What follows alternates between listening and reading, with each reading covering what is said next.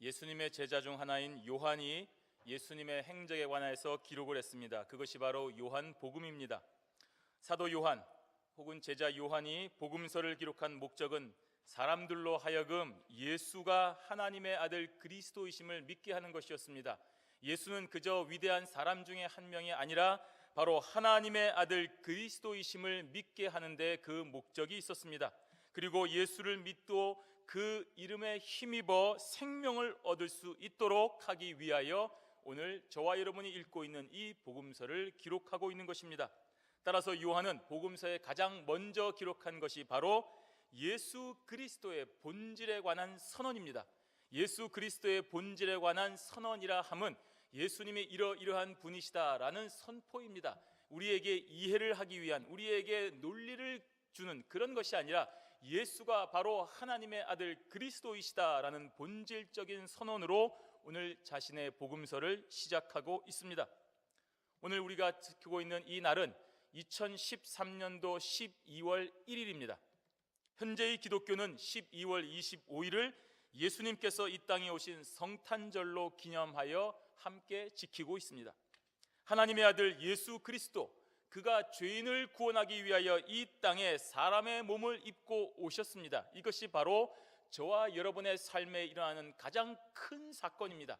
인류가 존재하는 이 순간 동안에 가장 위대하고 소중한 사건이 바로 예수께서 사람의 몸을 입고 이 땅에 오신 구주 탄생이 되는 것입니다.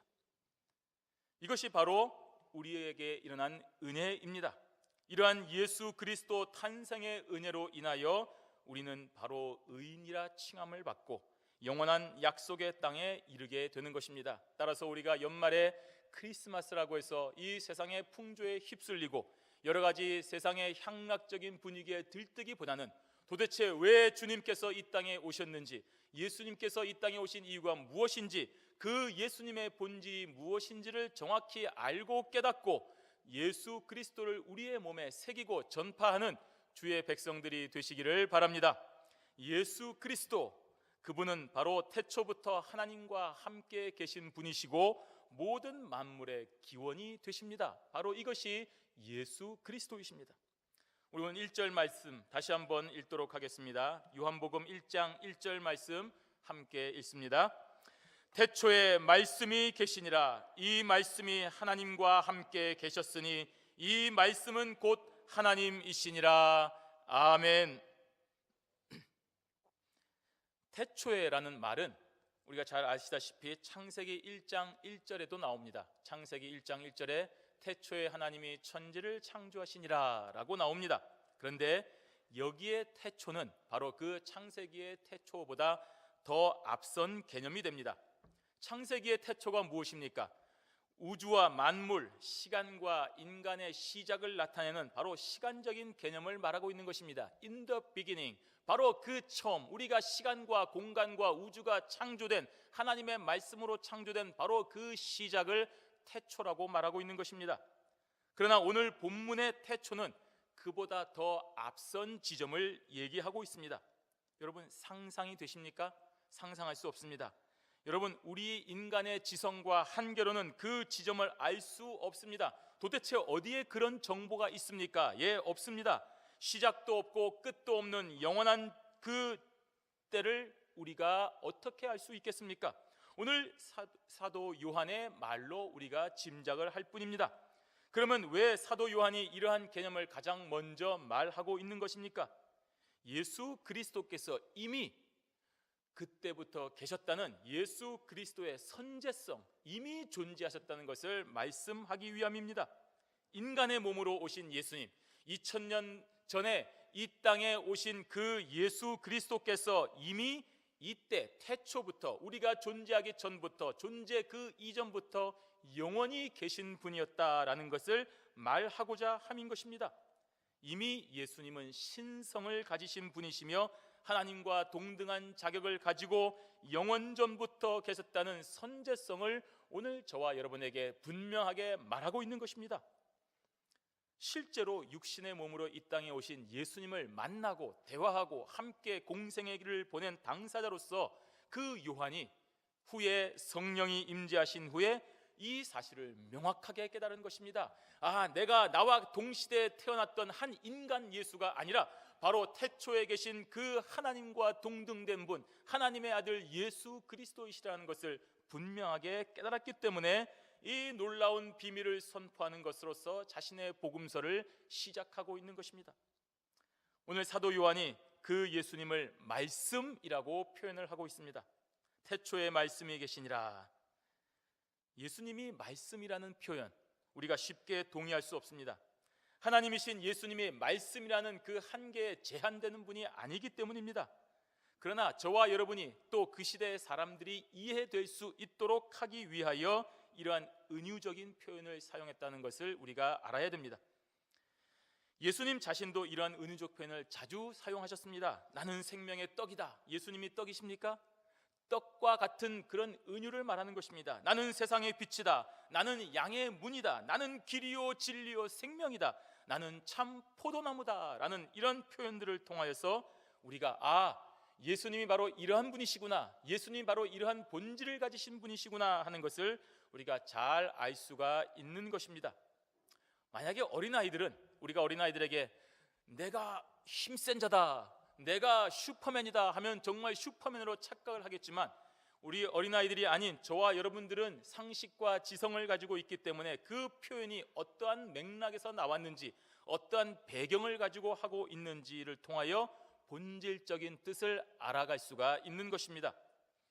그러면 우리는 예수님께서 말씀하시고자 하는 실체에 잘 접근할 수가 있는 것입니다. 바로 이러한 예수님의 화법으로 오늘 사도 요한이 태초에 말씀이 계시다라는 선언을 하고 있는 것입니다. 당시의 유대인들에게는 이 말씀이라는 것이 어떤 일을 행하는 능력으로 이해되는 것입니다. 오늘 말하는 것은 말로 끝날 때가 많습니다. 정치인들의 말은 말로 끝납니다.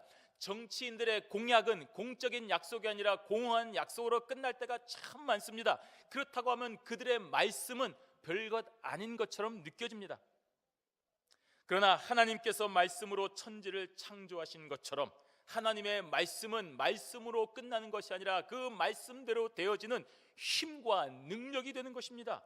바로 그런 온전한 성취 능력의 개념이 이 말씀이라는 사실에 담겨져 있고, 그 당시 유대인들에게는 이러한 개념을 정확하게 알고 있었습니다. 그래서 사도 요한이 이러한 말씀을 하는 개념 속에 그리스도를 대비시켰습니다. 그러나 사도 요한은 이러한 로고스의 개념에만 머물지 않고 더욱 발전시켜서 예수님의 속성을 잘 표현하고 있습니다. 이 말씀이 하나님과 함께 계셨다라고 했습니다. 태초에 말씀이 계시다라고 하고 이 말씀이 하나님과 함께 계셨다라고 했습니다. 말씀으로 끝나지 아니하고 능력으로 끝나지 아니하고 이제 이 말씀이 인격적인 개념까지 가지게 되었습니다. 단순히 어떤 능력으로 머물지 아니하고 하나님과 함께 존재하는, 하나님과 함께 동행하는 능력 있는 인격적인 개념이 된 것입니다. 하나님과 동등된 개념을 가지는 인격적인 존재로 발전이 되었습니다. 바로 이러한 선언으로 인해서 요한의 복음서를 접하는 모든 사람들에게 말씀이라고 하는 한 인격체가 하나님과 함께 태초부터 존재하는 그런 분명한 인식을 하게 되는 것입니다. 태초에 말씀이 있었는데 그 말씀이 인격으로서 하나님과 존재하였구나라는 인식을 가지고 요한의 복음서를 생각하게 되는 것입니다. 그리고 사도 요한은 곧 이어서 여기에 더 나아가 그 말씀, 하나님과 함께 계시는 말씀이 바로 하나님이시다라는 선언을 하고 있습니다. 이 말씀은 곧 하나님이시니라 라고 하는 선언은 말씀이라고 하는 인격체가 하나님과 함께 존재했는데 그 말씀이 하나님과 본질적으로 동등하다는 것입니다. 아버지와 아들이 함께 있다라는 것으로 해서 아들이 아버지와 똑같다고 생각하지 않습니다. 그러나 아버지와 아들이 하나이다라고 하는 순간부터 그 아버지와 아들은 부자지간이 아닌 동등한 개념으로 바뀌게 되는 것입니다. 이러한 사도 요한의 선언은 대단히 심오하면서도 또 정확한 표현으로 사람들에게 우리가 실체적으로 알고 있던 인간 예수, 뛰어난 예수, 선지자 예수, 뭔가 능력이 있는 사람 예수를 떠나 예수님의 존재를 명확하게 알려주는 역할을 하고 있습니다. 바로 이러한 인식으로 저와 여러분이 말씀이라고 하는 이 부분을 예수님으로 바꾸어서 읽어보면 아주 분명해지는 것입니다. 태초에 예수님이 계시니라. 이 예수님이 하나님과 함께 계셨으니 이 예수님은 곧 하나님과 같은 분이시라 라는 선언이 되는 것입니다. 예수님에 대한 인식의 고백입니다. 계속되는 2절을 보십시오. 그가 태초에 하나님과 함께 계셨고 라고 말씀을 하고 있습니다. 이 말씀을 그라는 대명사로 표현을 하고 있습니다.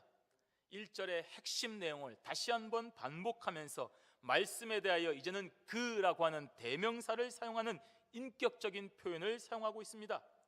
말씀이라고 하는 사람이 하나님과 함께 계셨다는 충격적인 선언에 대하여 뭐라고? 말씀이 하나님이라고? 이렇게 제대로 받아들이지 못하는 사람들에게 다시 한번 강조하면서 확인하는 구절입니다. 예수님께서 하나님과 함께 동행하셨다는 말입니다. 예수님이 하나님과 함께 동행하시면서 창세기 1장 1절에 그 태초, 만물의 시작이 되는 태초에 모든 만물을 창조하는 데 관여하시고 협력하셨다는 말이 되는 것입니다. 우리 3절 말씀 함께 읽도록 하겠습니다. 만물이 그로 말미암아 지은 바 되었으니 지은 것이 하나도 그가 없이는 된 것이 없느니라. 아멘. 만물, 모든 것을 말합니다. 하나님께서 말씀으로 1장 1절에 창조하신 그 모든 것들을 말하는 것입니다. 그러한 만물의 창조에 함께 계셨던, 하나님과 함께 계셨던 이 말씀이신 예수 그리스도가 분명하게 관여하고 있었다는 것이 됩니다. 그로 말미암아 지은 바 되었으니 라고 했습니다. 창조의 주역은 분명히 성부 하나님이십니다. 그러나 성자와 더불어 이루으셨습니다. 성령과 함께 하셨습니다. 즉 창조의 주체는 삼위일체 하나님이 되십니다.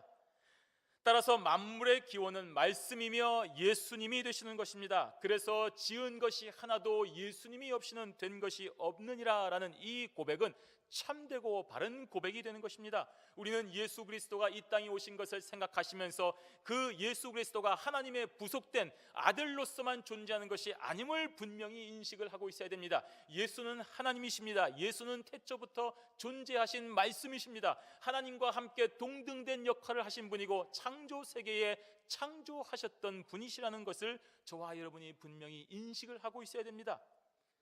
그런데 이러한 인식이 없으면 사람은 예수를 그저 위대한 사람으로만 생각을 합니다. 세계 4대 성인, 그러면 사람들에게는 뭐 공자, 석가, 예수, 마호멧 이런 식으로 쭉 얘기를 합니다.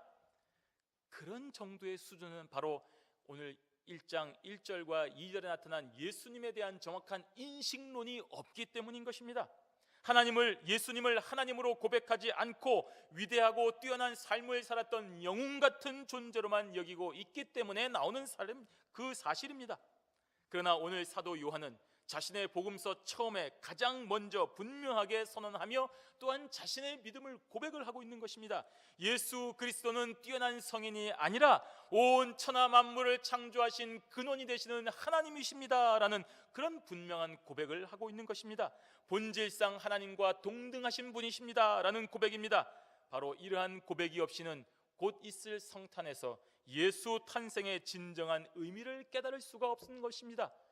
그렇지 않으면 마국간에 왜 창조주 하나님께서 사람의 몸을 입고 피조물의 육체의 모습으로 이 땅에 오셨는지를 도무지 알 수 없고 신기하다, 이상하다, 놀랍다라는 정도로만 끝날 수밖에 없는 것입니다. 태초에 하나님과 함께 창조 사역을 감당하신 분 예수 그리스도라는 고백이 없이는 저와 여러분이 참된 성탄을 누릴 수가 없는 것입니다. 오늘 예수 그리스도에 대한 신성과 예수 그리스도가 창조주 되심을 분명하게 믿고 고백하여 예수 탄생의 진정한 의미를 깨닫고 참된 성탄을 누리는 복된 성도들이 되시기를 바랍니다. 예수 그리스도, 그분은 누구십니까? 바로 두 번째로 모든 만물에게 영생을 주시는 생명의 빛이 되시는 것입니다. 우리 4절 말씀 함께 읽도록 하겠습니다. 그 안에 생명이 있었으니 이 생명은 사람들의 빛이라. 아멘. 아까는 말씀이라고 했습니다. 예수님이 말씀이라고 했습니다. 그 말씀이신 예수 그리스도 안에 생명이 있습니다. 모든 만물을 살게 하는 생명이 예수 안에 있다는 말입니다. 그 안에 있는 생명이 만물에게 주어짐으로 살게 하는 것이며, 예수 안에 있는 생명이 죄로 인하여 죽은 저와 여러분들을 살리는 것입니다. 예수 안에 있는 생명은 영원한 생명입니다. 내가 한 사람 살리면 내 생명이 죽는 그런 유한적인 생명이 아닙니다. 내가 내 아이들을 살리기 위해서 내 속에 있는 장기를 다 떼어주면 얘의 아들은 살고 나는 죽는 그런 일회적인 생명이 아니라 영생입니다. 그러므로 예수 그리스도는 만물에게 영생을 주시는 자격을 가지고 계시는 것이 됩니다.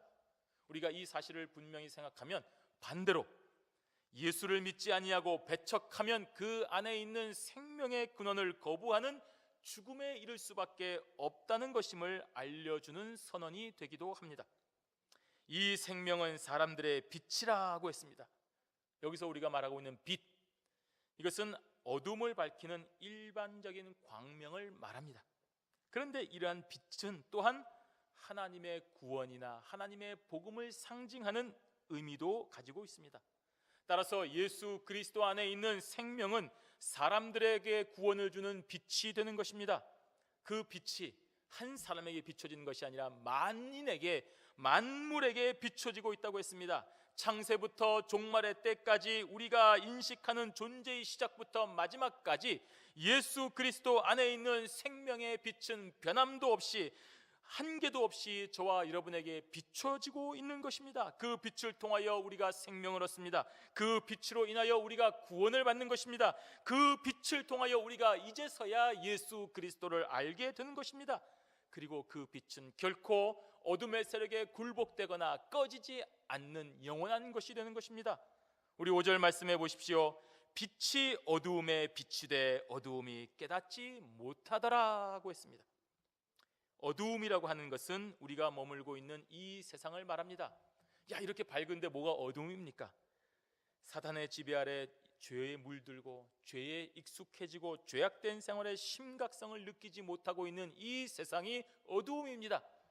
법을 한 번 어기기가 어렵지 두 번, 세 번, 네 번 계속하여 어기는 사람에게서 더 이상 법은 법이 될 수가 없는 것입니다. 그리고 죄가 죄라는 심각성을 느끼지 못하는 것입니다. 그런데 그 자리에 경찰이 나타나고 그 자리에 법이 나타나고 있으면 그때 비로소 내가 어두움에 있었구나 하는 것을 알게 되는 것입니다.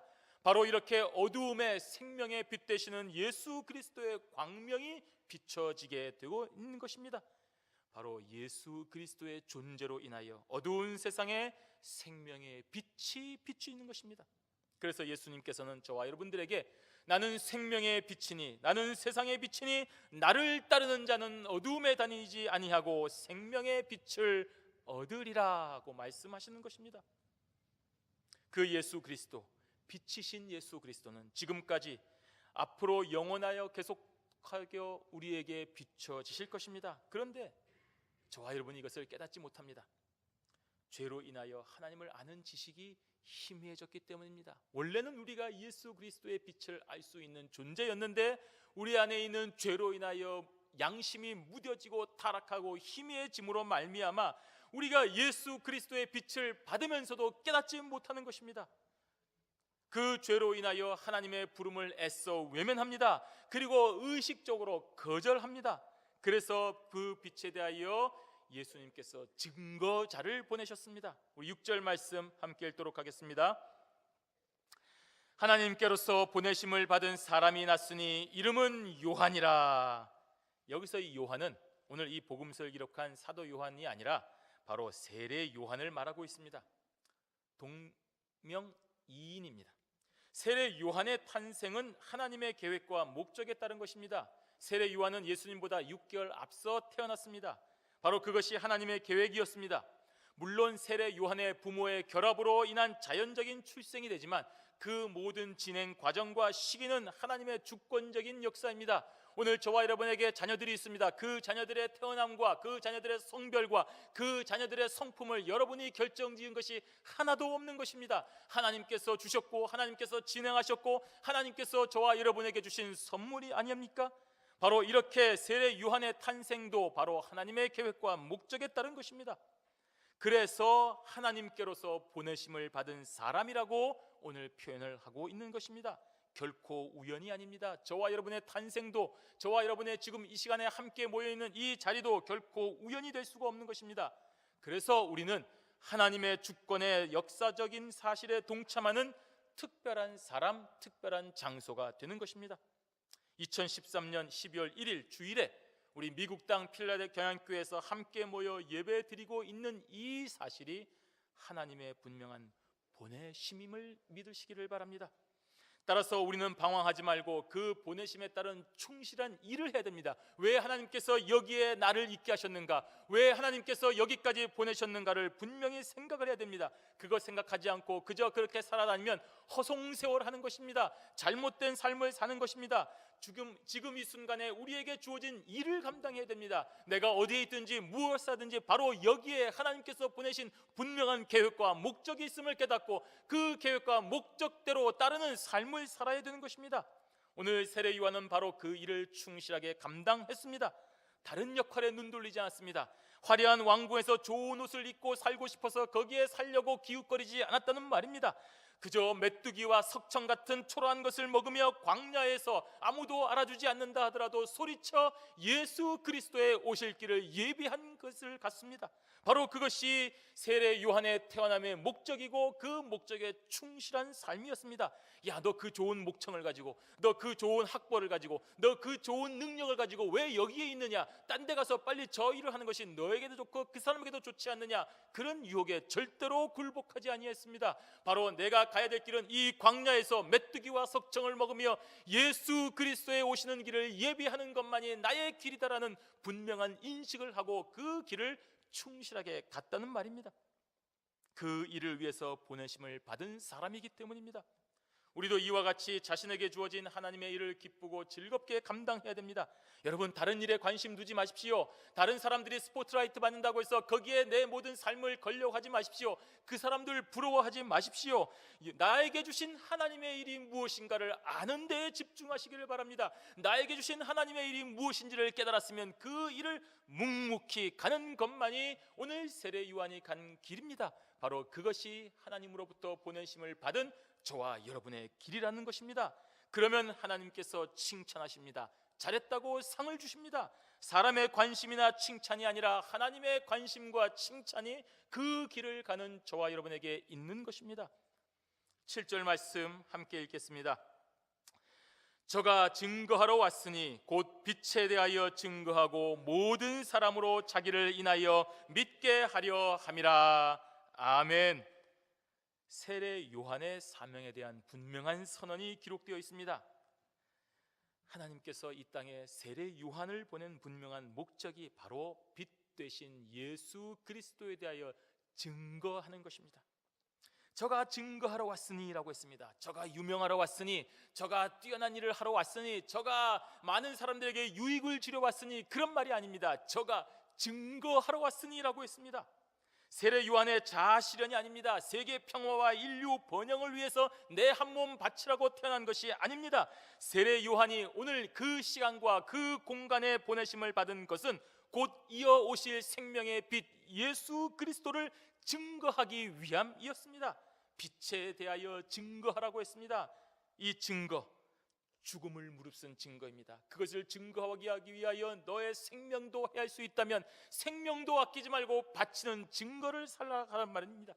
그래서 순교자라는 단어가 여기에서 파생된 것입니다. 순교자가 무엇입니까? 자기의 신념을 위하여 목숨도 아끼지 않는 사람이 순교자 아니겠습니까? 빛 대신 예수 그리스도를 증거하기 위하여 생명도 내어 놓아야 되는 것이 증거자의 숙명입니다. 내 생명이 아까워서 증거하기를 거부하거나 도망간다면 저와 여러분의 존재의 의미는 사라집니다. 예수님께서 오늘 이 땅에 오셨습니다. 그리고 하나님께서 저와 여러분을 이 땅에 이 시간과 공간에 보내셨습니다.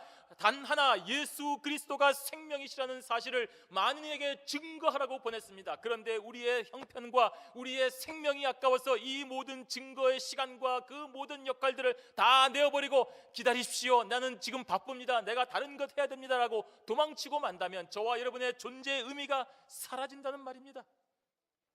우리는 빛 대신 예수 그리스도를 위하여 생명도 아끼지 않는 증거자가 되어야 됩니다. 그런데 자존심에 사로잡혀 증거를 못합니다. 내가 어떤 사람인데 내가 너한테 이것을 증거하기 위해 내 자존심까지 굽혀야 되느냐? 증거하지 못하는 것입니다. 재물의 손해에 민감하여 예수를 증거하지 못합니다. 내가 너한테 증거하기 위해서 이렇게 손해가 막심한데 내가 어떻게 너한테 증거할 수 있겠느냐? 안 하고 말겠다, 포기합니다. 사람과의 관계에 민감하여 예수를 증거하지 못합니다. 내가 다른 사람 몰라도 너한테만은 예수를 증거하지 못하겠다. 그렇게 사람과의 관계에 민감하여 예수를 전하지 못합니다. 혈육에 매여 예수를 전하지 못합니다. 생명의 빛 대신 예수 그리스도를 우리 사랑하는 혈육들에게 전하지를 못하고 있습니다. 그러면 안 됩니다. 우리는 증거자이기 때문입니다. 어떠한 핑계도 될 수 없습니다. 어떠한 이유도 합리화될 수 없습니다. 여러분의 생명보다 소중한 것은 없습니다. 그런데 그 생명까지도 아낌없이 내어놓고 빛 대신 예수 그리스도만을 전하라고 했습니다. 그렇다면 오로지 우리 인생은 예수 그리스도를 증거하는 사명 외에는 없는 것입니다. 8절에 그는 이 빛이 아니요 이 빛에 대하여 증거하러 온 자라고 했습니다. 무슨 말입니까? 세례 요한은 증거자이지 빛이 아니라고 했습니다. 또한 빛이 될 수도 없습니다. 이 세상의 어떤 피조물도 빛이 될 수 없습니다. 빛은 오직 예수 그리스도 한 분밖에 없습니다. 사도 요한이 이 사실을 강조하는 이유는 당시에 예수님이 아닌 세례 요한을 메시아로 오해하고 섬기는 자들이 있었기 때문입니다. 또한 세례 요한이 죽은 이후에도 그런 또 정치적으로 그런 유명한 죽음을 당하였기 때문에 그에게 집착하여 그리스도에게까지 나아가지 못하는 사람들이 있었기 때문입니다. 과거에 집착해서 과거의 잘못된 사실 때문에 현재의 빛 대신 예수 그리스도를 잘 모르고 있는 것입니다. 그래서 다시 한번 분명하게 세례 요한에 대하여 오늘 복음서 처음에 말하고 있는 것입니다. 그는 세례 요한은 유명하고 세례 요한은 억울하게 죽었어도 세례 요한은 순교자적인 희생을 당하였어도 그는 빛이 아니라 빛에 대하여 증거하러 온 자라고 했습니다. 오늘날 저와 여러분 성도는 분명하게 빛 대신 예수 그리스도를 증거하는 자입니다. 그런데 생명까지 아끼지 않고 증거하다 보니 그 과정에서 사람들이 그 자신에게 관심을 가지고 박수를 치고 환호할 때가 있습니다. 쳐다볼 때가 있습니다. 자신으로 인하여 빛 대신 예수 그리스도를 보게 된 것을 감사하고 고마워해야 될 때입니다.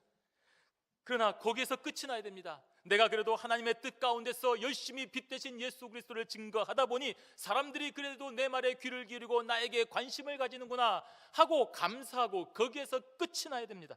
그런데 그 이상 나아가면 바로 빛 대신 예수에게로 사람들을 인도하지 아니하고 자신을 따르고 자신에게 충실하게 하는 교주가 되고 맙니다.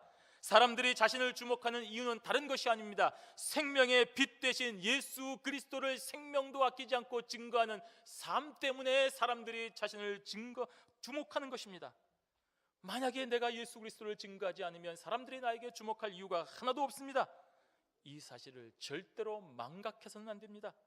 따라서 성도는 이 세상에서 사는 동안 오로지 주 예수 그리스도만 증거하고 그에게만 모든 영광을 돌려야 됩니다. 바로 이 분명한 사명을 위하여 오늘도 살아가는 성도들이 되시기를 바랍니다. 성도 여러분, 올해도 여김없이 12월이 다가왔습니다. 복된 성탄이 다가오고 있습니다. 그러나 세상은 이러한 성탄을 그저 자신의 유익이나 즐거움을 위한 그렇게 이용만 하고 있습니다. 구주 예수 그리스도가 어떠한 분이신지 관심도 없습니다. 그분의 본질에 관하여 어떠한 흥미를 가지지도 않고 있습니다. 예수 그리스도 그분이 사람이냐 신이냐? 그러면 신이라면 왜 이 땅에 오셨는가? 그 오시는 이유에 대하여 아무런 생각을 가지지 않고 있습니다. 그 결과 예수 그리스도는 이 성탄절에 철저하게 외면을 받고 있습니다. 하지만 저와 여러분 성도는 그렇지 않습니다. 매년 반복되는 이 성탄절을 통하여 세상의 구주 빛 대신 구주 예수 그리스도에 대한 사랑이 넘쳐야 됩니다.